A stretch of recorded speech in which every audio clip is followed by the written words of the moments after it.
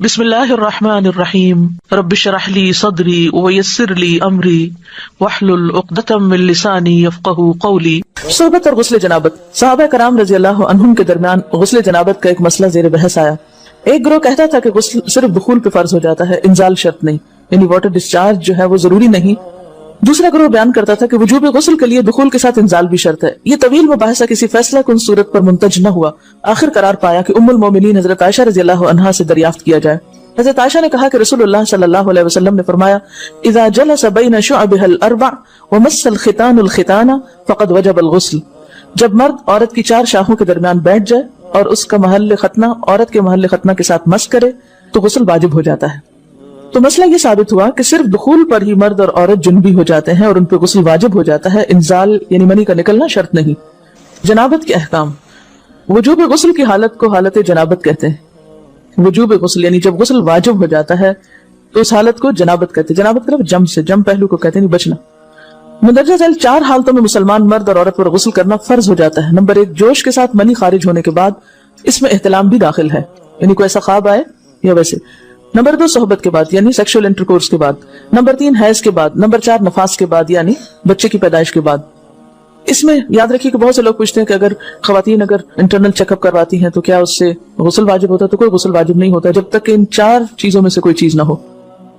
اس میں یاد رکھیے کہ بہت سے لوگ پوچھتے ہیں کہ اگر خواتین انٹرنل چیک اپ کرواتی ہیں تو کیا اس سے غسل واجب ہوتا ہے؟ تو کوئی غسل واجب نہیں ہوتا جب تک کہ ان چار چیزوں میں سے کوئی چیز نہ ہو۔ صرف منی خارج ہونے سے بات نہیں بلکہ جوش کے ساتھ منی خارج ہونے کے بعد غسل واجب ہوتا ہے۔ رسول اللہ صلی اللہ علیہ وسلم نے فرمایا جب تم عورت کی چار شاخوں کے درمیان بیٹھ کر صحبت کرو تو تم پر غسل واجب ہو گیا اگرچہ منی نہ نکلے۔ آپ نے غور کیا ہوگا کہ طہارت کے مسائل بہت تفصیل کے ساتھ اور اپنے اندر بہت ڈیٹیلز رکھتے ہیں، اور بہت سے موضوعات ایسے ہیں کہ جو انسان کی ظاہری زندگی نہیں بلکہ اس کی نجی اور ذاتی زندگی سے متعلق بھی ہیں، لیکن اس طرح پبلکلی ان کو پڑھانا اور ان کو سکھانا یہ بھی ایک ضرورت ہے، کیونکہ آپ صلی اللہ علیہ وسلم نے انصار کی خواتین کی تعریف کی کہ انصار کی خواتین کتنی اچھی ہیں جنہیں حیا دین کا علم حاصل کرنے سے نہیں روکتا۔ تو سوال یہ پیدا ہوتا ہے کہ آخر اتنی تفصیلات کیوں، اور بعض لوگ اس کو ناپسندیدہ قرار دیتے ہیں۔ تو ایسا کرنا ناسمجھی کی علامت ہے۔ ہم دیکھتے ہیں کہ انسان اگر اللہ کے بتائے ہوئے طریقے کے مطابق زندگی بسر کرتا ہے تو اس میں خیر ہی خیر ہے، اور وہ صرف خیر اس کی اپنی ذات تک نہیں رہتی، بعض اوقات دوسروں کی بھلائی کا ذریعہ بھی بن جاتی۔ عورت کو بھی احتلام ہوتا ہے۔ ام المومنین حضرت سلمہ رضی اللہ عنہا روایت کرتی ہیں کہ حضرت ام سلیم نے رسول اللہ صلی اللہ علیہ وسلم سے کہا اے اللہ کے رسول، یقیناً اللہ حق سے نہیں شرماتا، یعنی حق بات اور ایک ضروری بات جو ہے اس کو واضح کرنا ضروری ہوتا ہے، اور اس معاملے میں شرم سے کام نہیں لینا چاہیے، کہیں ایسا نہ ہو کہ انسان انجانے میں غلط کام کرتا رہے۔ تو یہ کہہ کر انہوں نے مسئلہ پوچھا کیا عورت پر غسل ہے جبکہ اس کو احتلام ہو؟ آپ نے فرمایا ہاں، لیکن جب پانی کا نشان دیکھے یعنی منی دیکھے۔ اس پر حضرت ام سلمہ نے شرم سے منہ چھپا لیا اور عرض کیا اے اللہ کے رسول، کیا عورت کو بھی احتلام ہوتا ہے؟ آپ نے فرمایا ہاں ہوتا ہے، تیرا داہنا ہاتھ خاک آلود ہو، یعنی ایک پیار کی ڈانٹ تھی۔ اور اس میں ہو سکتا ہے کہ مزاج کا فرق ہو، بعض خواتین کے ساتھ ایسا نہ ہو اور بعض کے ساتھ ایسا ہو، لیکن اس میں جو اصل چیز ہے وہ ایکسیسو واٹر ڈسچارج ہے۔ اس میں کہیں ایسا نہ ہو کہ لیکوریا وغیرہ کے ساتھ اس کو ریلیٹ کر دیا جائے، دونوں چیزوں میں فرق ہے۔ اور احتلام جو ہے وہ سوتے وقت ہوتا ہے، یعنی سو کر اٹھنے پر اگر انسان اپنے کپڑوں پر زیادہ ڈسچارج دیکھے، خواہ کوئی خواب یا کوئی فیلنگ یاد نہ بھی ہو، تو پھر غسل کرنا ضروری۔ معلوم ہوا کہ عورت یا مرد نیند سے اٹھ کر اگر تری یعنی نشان منی دیکھیں تو یہ احتلام کی علامت ہے، لہٰذا ان پر غسل کرنا فرض ہو جاتا ہے۔ اور اگر احتلام کی کیفیت انہیں یاد ہو لیکن نشان نہ پائیں، یعنی خواب یاد ہے لیکن کوئی سامنے علامت نہیں، تو غسل فرض نہیں ہوگا۔ ایسی صورت میں شک کی ضرورت نہیں ہے کہ نہیں میں نے خواب دیکھا اور مجھے خواب بالکل صحیح یاد ہے تو مجھے نہانا چاہیے، نہیں، محض خواب پر نہیں نہایا جائے گا جب تک کہ فزیکلی کوئی ایسی چیز سامنے دیکھی نہ جائے۔ حضرت ام سلمہ روایت کرتی ہیں کہ میں نے کہا اے اللہ کے رسول صلی اللہ علیہ وسلم، میں اپنے سر کے بال خوب مضبوط گونتی ہوں، کیا میں انہیں غسل جنابت کے وقت کھولا کروں؟ آپ نے فرمایا ان کا کھولنا ضروری نہیں، تیرے لیے یہی کافی ہے کہ 3 لپ پانی اپنے سر پر ڈالے، پھر اپنے سارے بدن پر پانی بہائے، پس تو پاک ہو جائے گی۔ یعنی بالوں کی جڑیں بھیگنا، سکن بھیگنا ضروری ہے، سارے بال کھولنا ضروری نہیں ہے۔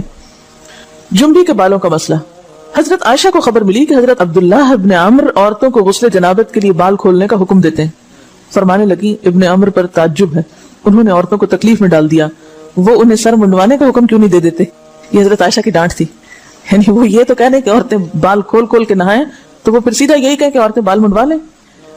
میں اور رسول اللہ صلی اللہ علیہ وسلم ایک ہی برتن میں غسل کرتے اور میں اپنے بال کھولے بغیر سر پر 3 چلو سے زیادہ پانی نہیں ڈالتی تھی. معلوم ہوا کہ غسل جنابت کے لیے بال کھولنے کی ضرورت نہیں، مگر یہ حکم صرف غسل جنابت کا ہے. غسل حیض کے لیے بالوں کا کھولنا ضروری ہے کیونکہ وہ مہینے میں ایک دفعہ. حضرت عائشہ سے روایت ہے کہ انہیں رسول اللہ صلی اللہ علیہ وسلم نے غسل حیض کے لیے فرمایا اپنے بال کھولو اور غسل کرو. اس میں آپ دیکھیے کہ دونوں چیزوں میں فرق کیوں ہے، دونوں کی نوعیت فرق ہے. اور حیض جو ہے وہ ایک نجاست کی کیفیت بھی ہے نا، قل هو اذى، تو اس کے بعد نہانا اور نہا کر خوشبو لگانا خاص طور پر اس کا سارا حکم آتا ہے. لیکن غسل جنابت میں نجاست کی وہ کیفیت نہیں ہے. یعنی حیض کا خون اور منی جو ہے ان دونوں کے حکم میں بھی فرق ہے. ٹھیک ہے نا. بعض علماء کے خیال میں جو منی ہے اٹ سیلف وہ ناپاک چیز نہیں ہے. اگر کسی کپڑے وغیرہ کو لگ گئی تو وہ کپڑا ناپاک نہیں، اگر اس کو خشک ہونے پر کھرچ کے صاف کر دیا جائے تو کپڑا صاف ہو جائے گا. لیکن خون حیض پر آپ صلی اللہ علیہ وسلم کیا فرمایا، چٹکیوں سے مل مل کے اس کو صاف کر کے دھوئے. تو ان دونوں میں بھی فرق ہے. لہٰذا ان دونوں کے بعد نہانے کے حکم میں بھی فرق ہے. ایک میں بال کھولے جائیں گے اور بال بھی دھوئے جائیں گے اور بالوں کی جڑیں بھی دھوئی جائیں گی، جبکہ دوسرے عام غسل جنابت میں بال کھولنا اور پورے بال دھونا شرط نہیں.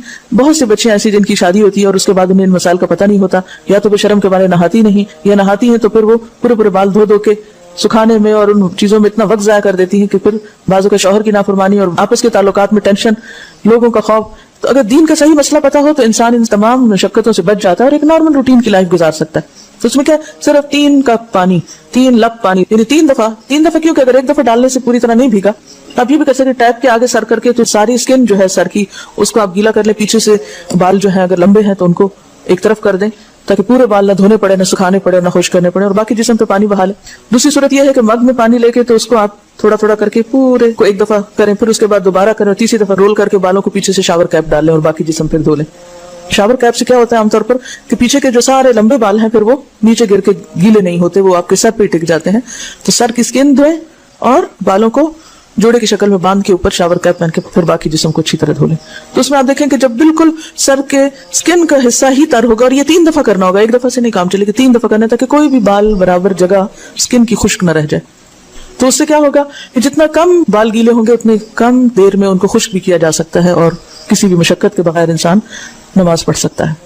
بسم اللہ الرحمن الرحیم. رب اشرح لی صدری ویسر لی امری واحلل عقدۃ من لسانی یفقہوا قولی. صحبت اور غسل جنابت. صحابہ کرام رضی اللہ عنہم کے درمیان غسل جنابت کا ایک مسئلہ زیر بحث آیا. ایک گروہ کہتا تھا کہ غسل صرف دخول پہ فرض ہو جاتا ہے، انزال شرط نہیں، یعنی واٹر ڈسچارج جو ہے وہ ضروری نہیں. دوسرا گروہ بیان کرتا تھا کہ وجوب غسل کے لیے دخول کے ساتھ انزال بھی شرط ہے. یہ طویل مباحثہ کسی فیصلہ کن صورت پر منتج نہ ہوا. آخر قرار پایا کہ ام المومنین حضرت عائشہ رضی اللہ عنہا سے دریافت کیا جائے. حضرت عائشہ نے کہا کہ رسول اللہ صلی اللہ علیہ وسلم نے فرمایا اذا جلس بین شعبها الاربع ومس الختان الختان فقد وجب الغسل. جب مرد عورت کی 4 شاخوں کے درمیان بیٹھ جائے اور اس کا محل ختنہ عورت کے محل ختنہ کے ساتھ مس کرے تو غسل واجب ہو جاتا ہے. تو مسئلہ یہ ثابت ہوا کہ صرف دخول پر ہی مرد اور عورت جنبی ہو جاتے ہیں اور ان پہ غسل واجب ہو جاتا ہے، انزال یعنی منی کا نکلنا شرط نہیں. جنابت کے احکام. وجوب غسل کی حالت کو حالت جنابت کہتے ہیں. وجوب غسل یعنی جب غسل واجب ہو جاتا ہے تو اس حالت کو جنابت کہتے ہیں. جنابت کا لفظ جم سے، جم پہلو کو کہتے ہیں، نہیں بچنا. مندرجہ ذیل 4 حالتوں میں مسلمان مرد اور عورت پر غسل کرنا فرض ہو جاتا ہے. نمبر 1 جوش کے ساتھ منی خارج ہونے کے بعد، اس میں احتلام بھی داخل ہے، یعنی کوئی ایسا خواب آئے یا ویسے. نمبر 2 صحبت کے بعد یعنی سیکشول انٹرکورس کے بعد. نمبر 3 حیض کے بعد. نمبر 4 نفاس کے بعد یعنی بچے کی پیدائش کے بعد. اس میں یاد رکھیے کہ بہت سے لوگ پوچھتے ہیں کہ اگر خواتین اگر انٹرنل چیک اپ کرواتی ہیں تو کیا اس سے غسل واجب ہوتا ہے؟ تو کوئی غسل واجب نہیں ہوتا جب تک کہ ان 4 چیزوں میں سے کوئی چیز نہ ہو. اس میں یاد رکھیے کہ بہت سے لوگ پوچھتے ہیں کہ اگر خواتین اگر انٹرنل چیک اپ کرواتی ہیں تو کیا اس سے غسل واجب ہوتا ہے؟ تو کوئی غسل واجب نہیں ہوتا جب تک کہ ان 4 چیزوں میں سے کوئی چیز نہ ہو. صرف منی خارج ہونے سے بات نہیں بلکہ جوش کے ساتھ منی خارج ہونے کے بعد غسل واجب ہوتا ہے. رسول اللہ صلی اللہ علیہ وسلم نے فرمایا جب تم عورت کی 4 شاخوں کے درمیان بیٹھ کر صحبت کرو تو تم پر غسل واجب ہو گیا اگرچہ منی نہ نکلے. آپ نے غور کیا ہوگا کہ طہارت کے مسائل بہت تفصیل کے ساتھ اور اپنے اندر بہت ڈیٹیلز رکھتے ہیں، اور بہت سے موضوعات ایسے ہیں کہ جو انسان کی ظاہری زندگی نہیں بلکہ اس کی نجی اور ذاتی زندگی سے متعلق بھی ہیں. لیکن اس طرح پبلکلی ان کو پڑھانا اور ان کو سکھانا یہ بھی ایک ضرورت ہے، کیونکہ آپ صلی اللہ علیہ وسلم نے انصار کی خواتین کی تعریف کی کہ انصار کی خواتین کتنی اچھی ہیں جنہیں حیا دین کا علم حاصل کرنے سے نہیں روکتا. تو سوال یہ پیدا ہوتا ہے کہ आखिर इतनी तफसीलात क्यों, और बाज लोग इसको नापसंदीदा करार देते हैं। तो ऐसा करना नासमझी की अलामत है। हम देखते हैं कि इंसान अगर अल्लाह के बताए हुए तरीके के मुताबिक जिंदगी बसर करता है तो उसमें खैर ही खैर है, और वो सिर्फ खैर उसकी अपनी जात तक नहीं रहती, बाज़-औक़ात दूसरों की भलाई का जरिया भी बन जाती। औरत को भी एहतलाम होता है। उम्मुल मोमिनीन हजरत सलमा रज़ी अल्लाह अन्हा रिवायत करती हैं कि हजरत उम्मे सुलैम ने रसूलुल्लाह सल्लल्लाहु अलैहि वसल्लम से कहा, ऐ अल्लाह के रसूल, यकीनन अल्लाह हक से नहीं शर्माता। यानी हक बात और एक जरूरी बात जो है उसको वाज़े करना जरूरी होता है, और उस मामले में शर्म से काम नहीं लेना चाहिए, कहीं ऐसा ना हो कि इंसान अनजाने में गलत काम करता रहे। तो ये कहकर उन्होंने मसला पूछा, क्या औरत पर गुस्ल है जबकि उसको एहतलाम हो? आपने फरमाया हाँ, लेकिन जब पानी का निशान देखे यानी मनी देखे। इस पर हजरत उम्मे सलमा ने शर्म से मुंह छुपा लिया और अर्ज किया, ऐ अल्लाह के रसूल, क्या औरत को भी एहतलाम होता है? आपने फरमाया हाँ होता है, तेरा दाहिना हाथ खाक आलूद हो। यानी एक प्यार की डांट थी, और इसमें हो सकता है कि मिजाज का फर्क हो, बाज खवातीन के साथ ऐसा ना हो और बाज के साथ ऐसा हो, लेकिन उसमें जो असल चीज है वो एक्सेसिव वाटर डिस्चार्ज है। इसमें कहीं ऐसा ना हो कि लिकोरिया वगैरह के साथ इसको रिलेट कर दिया जाए। दोनों चीजों में फर्क है। और एहतलाम जो है वो सोते वक्त होता है, यानी सो कर उठने पर अगर इंसान अपने कपड़ों पर ज्यादा डिस्चार्ज देखे, खा कोई ख्वाब या कोई फीलिंग याद ना भी हो, तो फिर गुस्ल करना जरूरी। मालूम हुआ कि औरत या मर्द नींद से उठकर अगर तरी यानी निशान मनी देखें तो ये एहतलाम की अलामत है, लिहाजा उन पर गुस्ल करना फर्ज हो जाता है। और अगर एहतलाम की कैफियत उन्हें याद हो लेकिन निशान ना पाए, यानी ख्वाब याद है लेकिन कोई सामने अलामत नहीं, तो गुस्ल फर्ज नहीं होगा। ऐसी सूरत में शक की जरूरत नहीं है कि नहीं मैंने ख्वाब देखा और मुझे ख्वाब बिल्कुल सही याद है तो मुझे नहाना चाहिए। नहीं, महज ख्वाब पर नहीं नहाया जाएगा जब तक कि फिजिकली कोई ऐसी चीज सामने देखी न जाए। हजरत उम्मे सलमा रिवायत करती हैं कि मैंने कहा, अल्लाह के रसूल सल्लल्लाहु अलैहि वसल्लम, मैं अपने सर के बाल खूब मजबूत गूंथती हूँ, क्या मैं उन्हें गुस्ले जनाबत के वक्त खोला करूं? आपने फरमाया, उनका खोलना जरूरी नहीं, तेरे लिए यही काफी है कि 3 लप पानी अपने सर पर डाले, फिर अपने सारे बदन पर पानी बहाए, बस तू पाक हो जाएगी। यानी बालों की जड़ें भीगना, स्किन भीगना जरूरी है, सारे बाल खोलना जरूरी नहीं है। जुम्बी के बालों का मसला। हजरत आयशा को खबर मिली कि हजरत अब्दुल्लाह इब्ने अम्र औरतों को गुस्ले जनाबत के लिए बाल खोलने का हुक्म देते हैं। फरमाने लगी, इब्ने अम्र पर ताज्जुब है, उन्होंने औरतों को तकलीफ में डाल दिया, वो उन्हें सर मुंडवाने का हुक्म क्यों नहीं दे देते? ये हजरत आयशा की डांट थी। यानी वो ये तो कह रहे हैं कि औरतें बाल खोल खोल के नहाएं, तो वो फिर सीधा यही कहे कि औरतें बाल मुंडवा लें। मैं और रसूलुल्लाह सल्लल्लाहु अलैहि वसल्लम एक ही बर्तन में गुस्ल करते और मैं अपने बाल खोले बगैर सर पर 3 चुल्लू से ज्यादा पानी नहीं डालती थी। मालूम हुआ कि गुस्ले जनाबत के लिए बाल खोलने की जरूरत नहीं, मगर ये हुक्म सिर्फ गुस्ले जनाबत का है। गुस्ले हैज के लिए बालों का खोलना जरूरी है, क्योंकि वो महीने में एक दफा। हजरत आयशा से रिवायत है कि उन्हें रसूलुल्लाह सल्लल्लाहु अलैहि वसल्लम ने गुस्ले हैज के लिए फरमाया, अपने बाल खोलो और गुस्ल करो। इसमें आप देखिए कि दोनों चीजों में फर्क क्यों है, दोनों की नौयत फर्क है। और हैज जो है वो एक नजासत की कैफियत भी है ना, कुल हुआ अदा, तो उसके बाद नहाना और नहाकर खुशबू लगाना खासतौर पर उसका सारा हुक्म आता है। लेकिन गुस्ले जनाबत में नजासत की वो कैफियत नहीं है, यानी हैज का खून और मनी जो है इन दोनों के हुक्म में भी फर्क है, ठीक है ना। बाज़ उलमा के ख्याल में जो मनी है इटसेल्फ वो नापाक चीज नहीं है, अगर किसी कपड़े वगैरह को लग गई तो वो कपड़ा नापाक नहीं, अगर उसको खुश्क होने पर कुर्च के साफ कर दिया जाए तो कपड़ा साफ हो जाएगा। लेकिन खून हैज पर आप सलाह देते हैं, क्या फरमाया, चुटकियों से मल मल के उसको साफ करके धोए। तो इन दोनों में भी फर्क है, लिहाजा इन दोनों के बाद नहाने के हुक्म में भी फर्क है। एक में बाल खोले जाएंगे और बाल भी धोए जाएंगे और बालों की जड़ें भी धोई जाएंगी, जबकि दूसरे आम गुस्ले जनाबत में बाल खोलना और पूरे बाल धोना शर्त नहीं।